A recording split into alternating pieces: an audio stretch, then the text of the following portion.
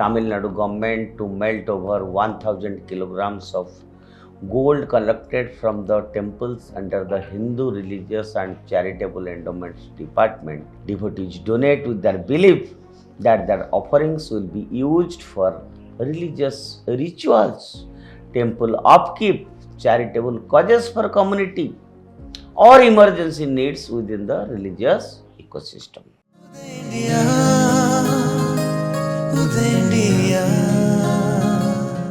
Namaskar.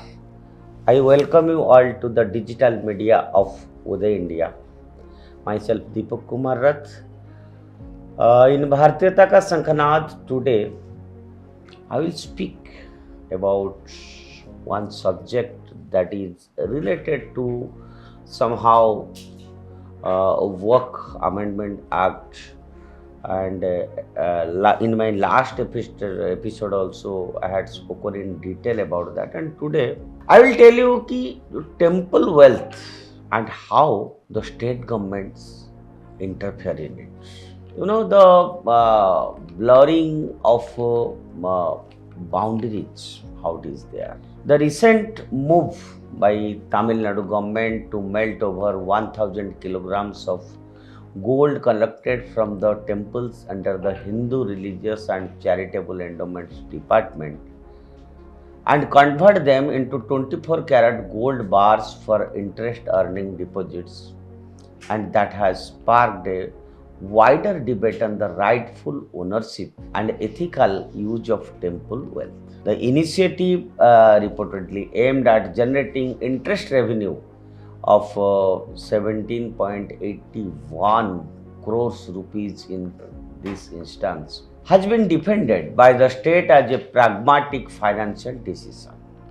However, it really raises serious concerns about the boundaries between religious autonomy and state control, particularly when it comes to Hindu places of worship. Temples, by their very nature, are not financial institutions, but sacred spaces funded through the faith, devotion, and contributions of millions of devotees. This wealth, collected over generations, is deeply symbolic and is often seen not merely as material accumulation but as spiritual heritage. Devotees donate with their belief that their offerings will be used for religious rituals, temple upkeep, charitable causes for community, or emergency needs within the religious ecosystem. Thus, any state appropriation of this wealth, regardless of the financial returns it claims to yield, cannot be perceived as a violation of this sacred trust. What makes the situation even more complex is the selective application of government control over religious institutions.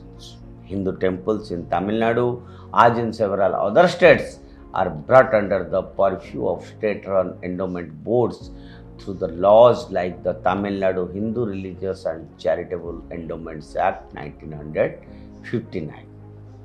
So this allows the government to appoint temple administrators, manage assets, and even make decisions on the usage of wealth and donations. In contrast, religious institutions of other communities, such as churches and mosques, enjoy relative autonomy in managing their own affairs, and this unequal treatment has long been criticized as discriminatory and reflective of a systematic bias in governance frameworks when it comes to Hindu religious institutions. The issue at hand is not about the technical legality of the government's action, since laws allow such moves, but about its moral and ethical dimensions. By melting temple gold and placing it into banks for interest, the government has essentially turned temples into state revenue generating tools. While proponents argue that the interest earned could be used for temple maintenance or other, public welfare activities, critics point out the lack of transparency and accountability in how this income is actually deployed.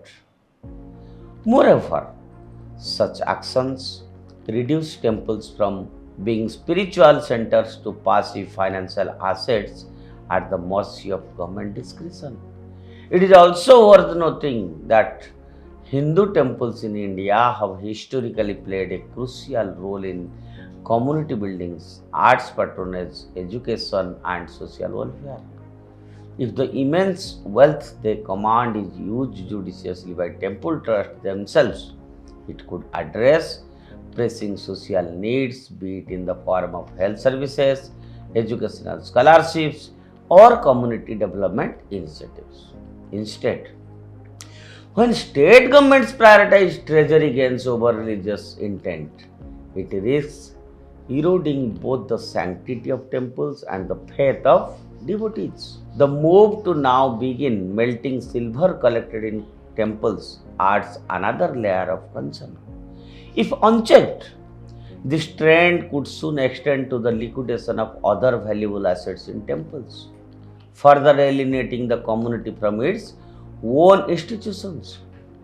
So there is an urgent need for a national level rethinking on the role of state in temple administration, empowering independent temple boards with community representation, ensuring transparency in the management of resources, and upholding the spiritual character of temple wealth that should be prioritized over short-term financial interest. So, in conclusion, we can say that while state governments may find value in tapping into the enormous wealth held by the temples, such actions should not come at the cost of religious autonomy and community rights. The time has come to draw a clear line between administration and appropriation and to safeguard temples from becoming tools in the hands of the state. Friends, this is a very important issue because everywhere now it has become height. As I explained you, the devotees they offer their any kinds, rupees, belongings, whatever to God or for welfare causes. So it's the concern of Hindus or the temple's management that the offerings from the devotees must be spent for the cause of the devotees or for them who are giving service or involving their whole time for the cause of the temple, community, development, health facilities or educational issues. So on the Uday India platform, we also want to tell the governments, state governments, that they must give a thought to it. Thank you. That's all for today, and stay tuned with Uday India and subscribe to Uday India.